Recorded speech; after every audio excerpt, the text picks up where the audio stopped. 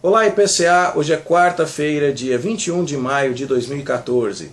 Estamos juntos há 654 dias lendo a Bíblia e hoje leremos os capítulos 21 e 22 do livro do profeta Isaías. Esses dois capítulos estão no ciclo de sentenças contra as nações, que vai do capítulo 13 até o 23. E nesses capítulos Isaías procura mostrar que as nações humanas não seriam a ajuda correta, apropriada e muito menos capaz para socorrer Judá naqueles dias de dificuldade diante da expansão do Império Assírio.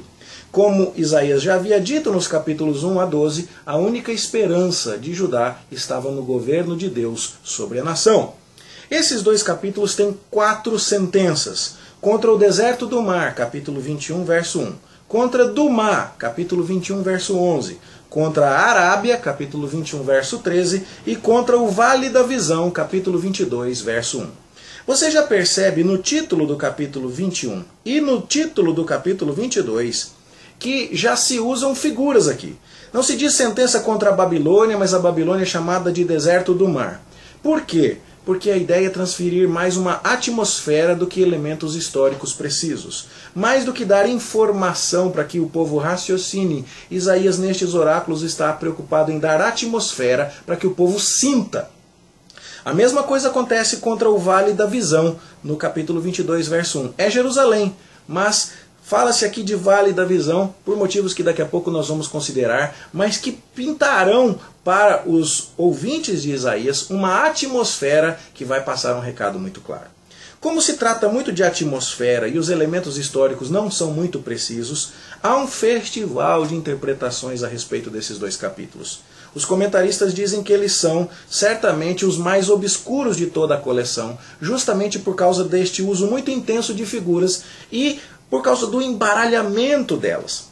Uma hora a gente acha que está falando da Babilônia, na sequência já se acha que está falando de Judá, às vezes da Assíria, e não se tem uma uniformidade nos comentaristas a respeito disso. Para você ter uma ideia, o verso 2 do capítulo 21 diz para Elão subir e para a Média sitiar. E, embora se entenda que é para fazer isso contra a Babilônia, fica a pergunta: isso é porque Elão e Média são aliados da Babilônia e se voltariam contra ela? Isso é porque Elão e Média são inimigos históricos da Babilônia e se voltariam contra ela? Isso é porque Elão e Média são nações conhecidas por serem saqueadoras e fariam contra ela o que costumam fazer com todo mundo? Já não há consenso. O que seria esse fazer cessar todo o gemer do final do verso 2 do capítulo 21? Seria a Babilônia parando de gemer porque foi exterminada? Seria Judá parando de gemer porque a Babilônia foi aniquilada? Seria a Babilônia parando de gemer porque a Assíria foi retirada? É muito difícil ter certeza a respeito desses detalhes. Portanto, eu não vou fazer grandes elucubrações a respeito do sentido geral disto aqui, porque é muito difícil. Há tantas opiniões quanto comentaristas aqui. Mas o fato é que a Babilônia está sofrendo e Isaías está angustiado ao ver que nenhuma nação de fato vai poder oferecer ajuda a Judá, né? Ficou um pouco cacofônico isso. Mas a ideia central então é que como as coisas se mexem e mudam tão rapidamente, o horror apavora Isaías. O verso 5 parece nos fazer lembrar do banquete de Beltesazar lá em Daniel capítulo 5. Põe-se à mesa, estende-se tapetes, come-se e bebe-se, mas de repente, destruição. Foi o que aconteceu lá na Babilônia mais tarde. Por isso, a figura de um vigia, de um atalaia que fica vendo a destruição chegar, o que nos lembra de Abacuque. Cavalos e cavaleiros, daqui a pouco a gente vai ver isso repetido lá no capítulo 22, estão vindo e o atalaia precisa manter-se continuamente em vigília e de guarda durante noites inteiras, o que nos faz lembrar da parábola das 10 virgens em Mateus 25. E a notícia chega rápido: caiu a Babilônia, caiu a Babilônia. Isso é tomado por João lá em Apocalipse capítulo 18 como uma figura de que os poderes deste mundo serão vencidos e eles não permanecerão. E é essa a ideia principal que nós podemos tirar daqui. Seja lá quem for o mensageiro, o atalaia, o cavaleiro e outros detalhes deste texto difícil, nós não vamos nos concentrar neles, mas vamos pegar a imagem geral. Babilônia não pode socorrer. Ela está sendo tratada neste capítulo aqui para dizer: não confiem no exército da Babilônia, ele vai cair. E isso então justificaria a repetição de uma sentença contra a Babilônia, que, se você se lembra, foi exatamente a nação que deu abertura ao ciclo de sentenças lá no capítulo 13. Só que lá, o que estava em foco era muito mais a arrogância, a atitude soberba da Babilônia de se virar e de achar que podia competir com Deus. Aqui o que está em perspectiva é um recado para que Judá não tente colocar a sua esperança militar numa nação que vai ser derrubada de repente. No primeiro caso, lá no capítulo 13, era: não imite a soberba dos babilônicos. Aqui o recado central seria: não tente confiar no seu poderio militar. Isso justificaria, portanto, a inclusão de duas sentenças contra a Babilônia neste ciclo que vai dos capítulos 13 a 23. A sentença contra Dumá parece ser contra um aliado da Babilônia, que está recebendo um recado. Presta bem atenção, a noite está chegando, mas depois vem amanhã. O que isso pode significar é muito enigmático. Parece significar que virá um juízo de Deus e depois uma oportunidade de restauração, como os demais oráculos já mencionaram para várias outras nações que sofreriam, mas que encontrariam descanso final no Senhor. É discutível. A sentença contra a Arábia também é muito enigmática.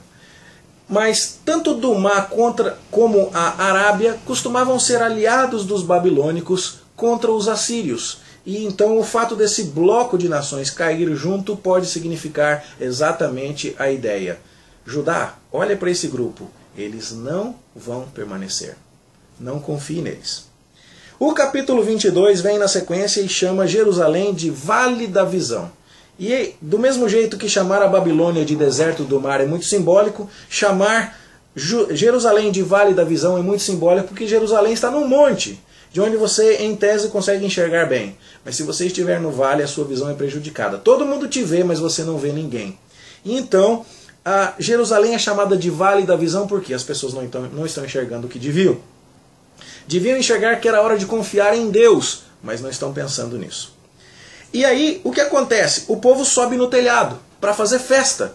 Mas a descrição dos versos 2 até 4 mostra que há homens morrendo em combate, há príncipes fugindo, e no entanto o povo está festejando.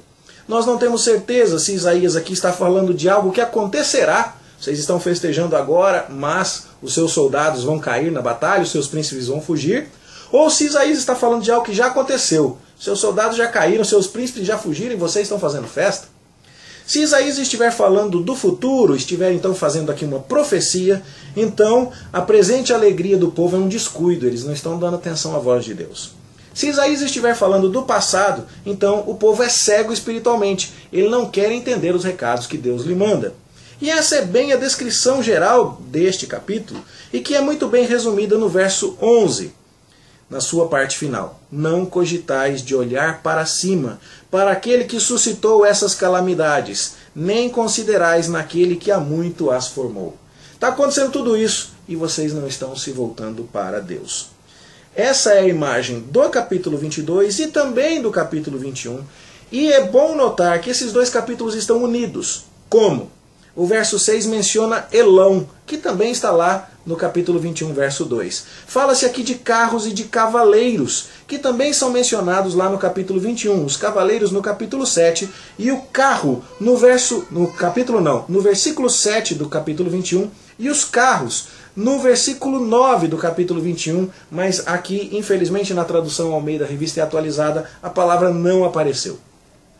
A ideia, portanto, é: o inimigo vai destruir a Babilônia, o inimigo vai destruir vocês, e Deus está mandando esse recado para fazer vocês entenderem. Não confiem na Babilônia, não confiem nos seus aliados, não fiquem tranquilos fazendo festa enquanto essa sentença de Deus cai sobre vocês. Será que vocês não entenderam?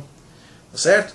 Então, o verso 12 diz: o Senhor dos Exércitos vos convida naquele dia para chorar, prantear, rapar a cabeça.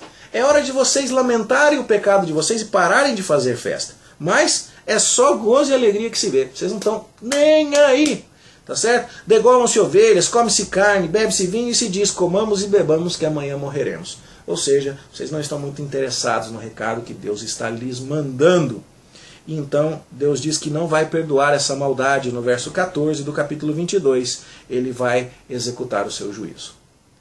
A mensagem então fica clara a partir desses versos de desfecho aqui, desta primeira parte do capítulo 12. Versos 11, 12, 13 e 14 nos mostram bem qual é o sentido no qual nós devemos interpretar esses dois capítulos. Como aconteceu em relação ao Egito, que foi mencionado nos capítulos 18 e 19, e no 20 tem um sinal, quando Isaías anda descalço e despido, aqui acontece também em relação a Babilônia e a Jerusalém, que são unidas pelo tema do elão, dos carros, dos cavaleiros. Depois de falar da destruição e de falar de gente que não está muito preocupada com isso e não está tomando esses sinais tão intensos como uma advertência para se precaver, vem o exemplo que envolve dois homens, Sebna e Eliaquim. Sebna é o administrador de Jerusalém, um homem numa posição muito honrada, mas que não está muito preocupado com isso não. O interesse dele é fazer um sepulcro luxuoso para perpetuar a sua memória. Mas Deus diz, você não devia estar preocupado com essas coisas. Portanto, eu vou tirar você dessa posição de honra. Eu vou colocar no teu lugar o Eliaquim, o meu servo, filho de Ilquias, e eu vou dar essa honra para ele, porque ele está mais atento a estas verdades. De fato, quando a gente lê o capítulo 36 de Isaías, lá no verso 3, a gente vê que a ordem já está invertida. Eliaquim já é o chefe e Sebna já é o subordinado. Isso pode mostrar um cumprimento parcial, ao menos, dessa profecia de Isaías aqui, ilustrando o problema. Vocês deviam tomar tudo o que está acontecendo como um sinal de que Deus vai julgá-los. Voltem-se para Deus. E isso é feito por Isaías nestes dois capítulos de uma forma muito mais pictórica, cheia de imagens, de figuras intensas, do que com descrições históricas que apelassem para a nossa razão.